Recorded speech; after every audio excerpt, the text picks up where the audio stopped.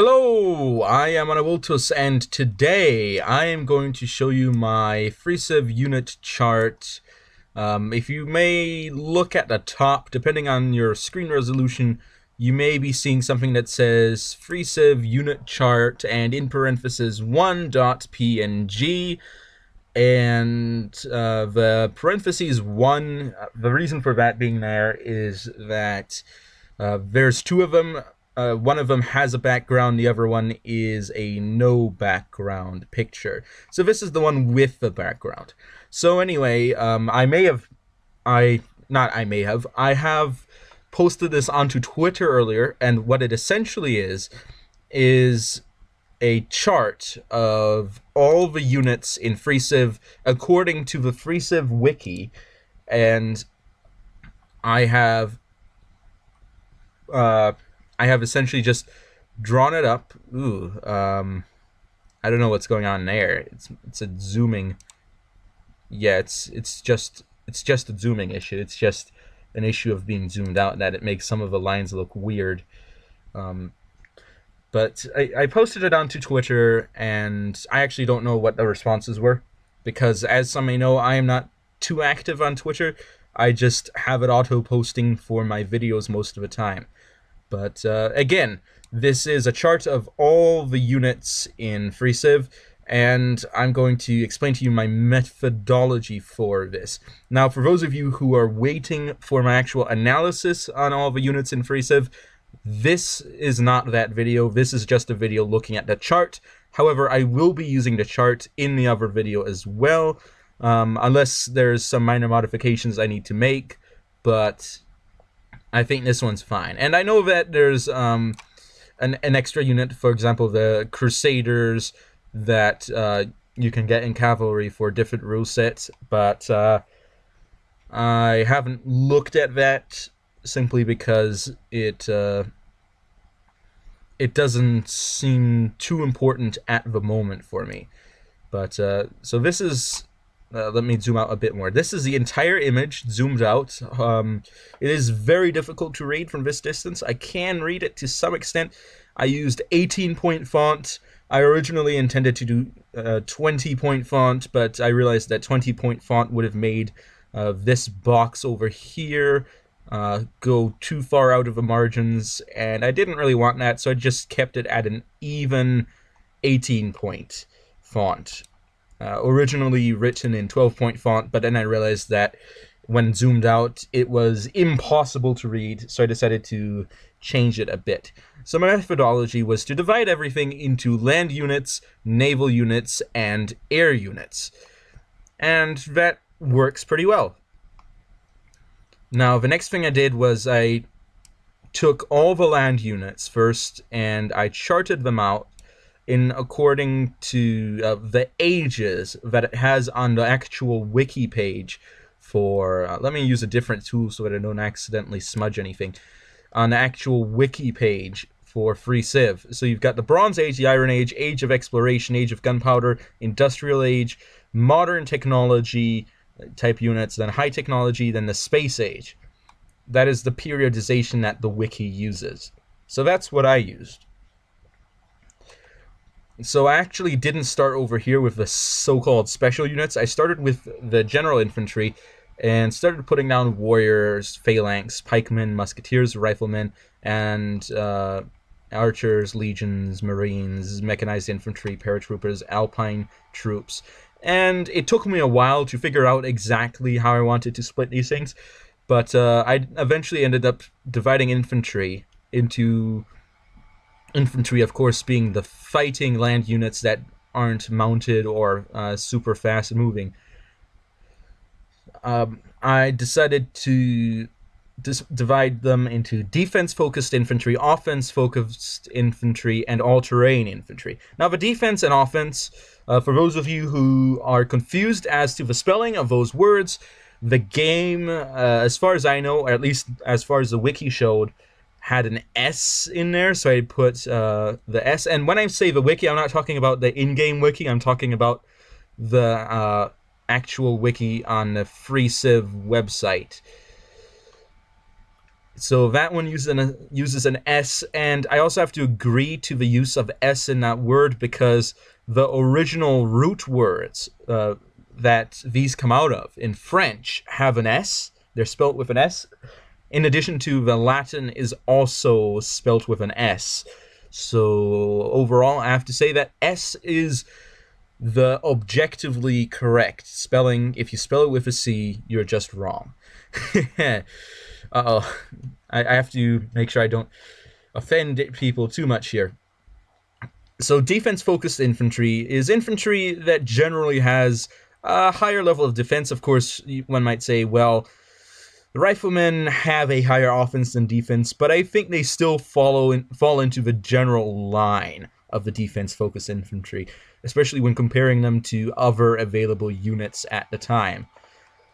So I put warriors in there, the reason being that warriors are the first unit that you can really put out in the game, and if you put those together with the phalanx, not together with the phalanx, but they're the first unit, and they have a 1 attack, 1 defense, and therefore, to be honest, you're not really going to be attacking anyone with warriors because the chance of winning is extremely low. So I'd say it's generally used as a scouting unit and as an early defensive unit if you don't already have phalanx, or if you can't spare the production to make phalanx. So phalanx also Bronze Age units that both of them can be upgraded into pikemen, and the pikemen eventually can be upgraded into musketeers, and the musketeers into riflemen. And as you can see, I have these dotted lines crisscrossing everywhere, dividing everything into the unit types as well as the technological periods. So, offense-focused infantry is infantry that goes more towards doing more damage than having defense. So archers, for example, are like that, as well as legions are like that. But they both upgrade across into musketeers, and eventually later in the game you've got marines, which are units that can attack from a sea tile, and you've got paratroopers as well, which are special units in the sense that they attack in a special manner. But compared to riflemen, they definitely are offensive focused. And you also have the mechanized infantry late in the game as well, that is different from the other general infantry in that it actually has more movement points. But I decided to put it in here anyway, into this column anyway, and not into the cavalry, because speaking of combat roles today and just historical context, it makes more sense to put it into infantry. And you've got the cavalry. The cavalry is pretty self-explanatory. You can have horsemen in the Bronze Age, chariots in the Iron Age. They both upgrade into knights. Knights go to dragoons, dragoons to cavalry, and cavalry to armor, or tanks, as some would say. And also you have artillery. There's only one line of artillery. You've got the catapult in the Iron Age going into the cannon, the artillery, and the howitzer. And I didn't do naval units right away. After focusing on infantry, cavalry, and artillery, I decided to move everything over. By the way, I did this in draw.io. I'm going to drop the link in the description just for anyone that would like to do something similar. It's a great tool for making flowcharts. So it's just top quality. That's all I can really say about it. Special units are land units that don't fall into the other categories and generally are non-combat units. So you've got the tile modifiers. Now it took me a while to figure out what to call these, but in essence, I figured out that the primary function of these units right here is to modify tiles in the game. So you've got the settlers, and some of you may not know that settlers actually can accomplish many of the tasks workers do as well. So if you really wanted to, you could not build workers and just build settlers, but I think that'd really be a waste. So that's why workers are important, and settlers can build cities which workers can't. And eventually workers can upgrade into engineers in the age of gunpowder. And now some might be asking, why is the age of gunpowder wider than the other ones? And I'll explain that to you in a minute. But first, let's take a look. Agents, you've got diplomats or diplomatic agents and spies or espionage agents, although technically the spy is just an upgraded diplomat in the industrial age. And then you've got the traders, you've got the caravan that eventually upgrades to freight. And now let's take a look at naval units. Oh, I went a little bit too far. There we are. Naval units can be divided into two categories, transport ships and warships. Now, to be fair, the early transport ships also function as warships, but I decided to separate them because later on in the game there is a clear distinction made. So you've got the trireme that you can get in the Iron Age that eventually upgrades to the caravel in the Age of Exploration, and to the galleon in the Age of Gunpowder, and eventually to the transport in the Industrial Age, I believe. Yes, that is the Industrial Age.